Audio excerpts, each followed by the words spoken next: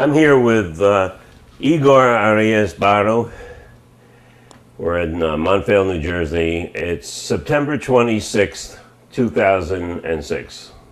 Igor's from Cuba, came here 15 years ago. He's all-around kind of guy. He plays piano, that's where he started. He's a percussionist and a vocalist. So he, with all these talents, manages to stay busy. So tell me about your career, the evolution of your career. Actually, good morning and thank you for the invitation, Martin. Thank you so much. I want to say that everything started back in like 1979 when I was like 4 years old all the time. If you can calculate, then you might know exactly how old I am by now. And we started to take off the keys from the piano from my grandmother. Every day, my grandmother had a fit, since she was a piano teacher, trying to find the key for the piano that we would put everywhere in the house, because we wanted to make sure we had that key of the piano so we can start rubbing on the keys of the piano every time we could.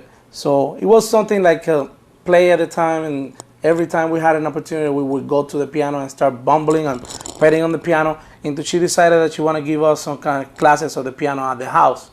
So we started with my grandmother when we were like 4 or 5 years old. Then later on, we joined the school and we went to the school system on Cuba of a conservatory for music. And I studied about 4 years of piano there. And also we started the percussion, obviously.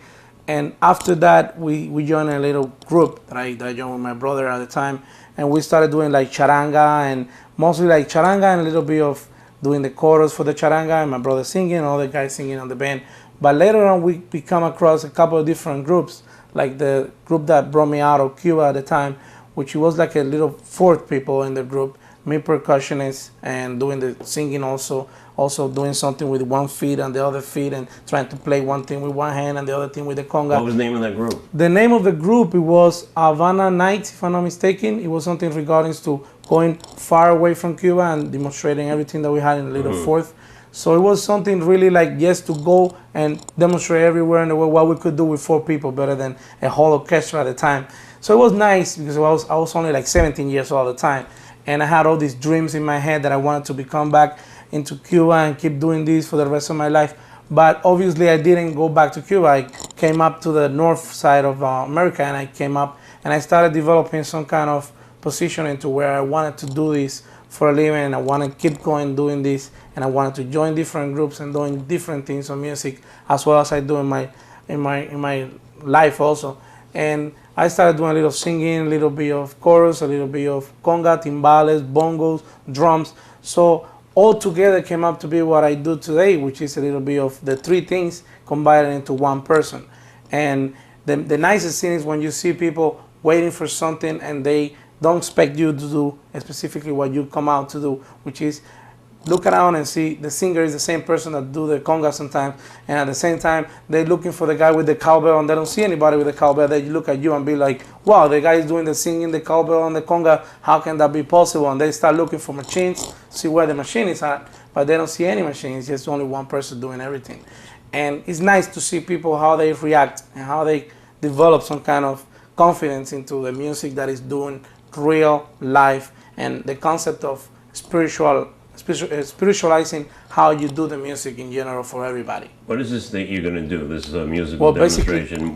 Give it a little background. Basically, it's going to be a little bit of comparing of the congas with the cowbell and doing the, let's say, song. And we can start with a basic song that we can have an idea of what is the conga and the cowbell can do for the song to help out on the rhythm, specific in timing, and getting all the background of the music around you, not really depending on everybody else, for you to demonstrate that the conga is one of the more efficient parts of the music.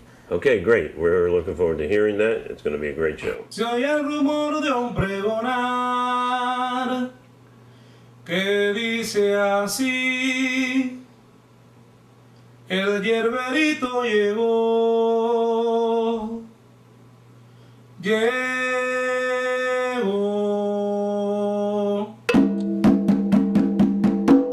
Y traigo hierba santa pa' tu garganta, y traigo guachimón pa' la hinchazón, y traigo abre camino pa' tu destino, y traigo la ruda pa' que estornuda. También traigo albahaca pa' la gente flaca y en la guapazote para los brotes y el vestiven para el que no ve.